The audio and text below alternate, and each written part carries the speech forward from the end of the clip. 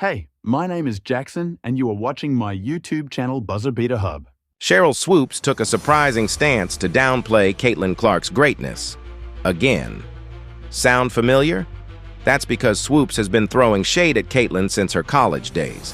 Despite being one of the most polarizing figures in basketball, Caitlin Clark has consistently elevated the game and drawn more attention to women's hoops.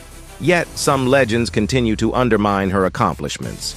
What's really unfortunate is that Caitlin has always remained respectful toward the legends of the game. But as you'll see by the end of this video, jealousy and envy can tarnish even the greatest legacies.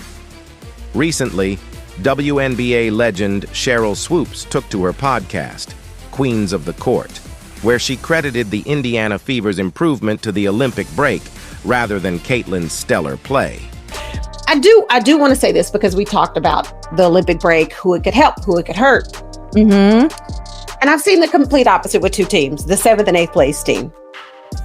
I think the Olympic break really helped Indiana. Absolutely. Since coming back from the Olympic break, Fever has won 2 straight games. They took down Phoenix Mercury and Seattle Storm. The Indiana Fever versus Seattle Storm game was incredibly entertaining in the game. Caitlin broke multiple records, both franchise and league-wide. The Fever avoided a season sweep from the Seattle Storm with an impressive 9-2-7-5 victory. All eyes were on the game, not only because it was a highly skilled matchup, but because Caitlin only needed 2 assists to break a 26-year-old WNBA record. The rookie came into the game with 223 assists, just behind Tia Pinero's WNBA rookie record of 224, which was set in 30 games with the Sacramento Monarchs in 1998. Naturally, she broke the record before halftime, and she only needed 28 games to do it. Her first matchback was against Diana Taurasi and her Mercury team. Caitlin dominated the game. Her performance might be one of those performances we look back on in a few years and think, yeah, that's when Caitlin really found her groove in the league in the first half against the Mercury. Caitlin tallied 16 points on 55.6% shooting, which included 3 triples with 5 assists and 4 rebounds, just complete and utter dominance.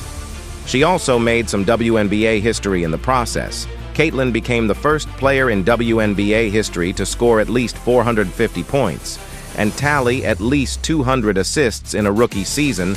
Only 5 other players in league history have achieved that feat in any other year of their careers. Caitlin finished the game with 29 points, 5 rebounds, and 10 assists on 50% shooting from the field. But more than the stats, it's how she dominated the game. That's really impressive. Shout out to Lexi Hull. I'm a big Lexi Hull fan. Watch her in AU. Lexi Hull shot the leather off the ball in their game against Seattle and just couldn't miss.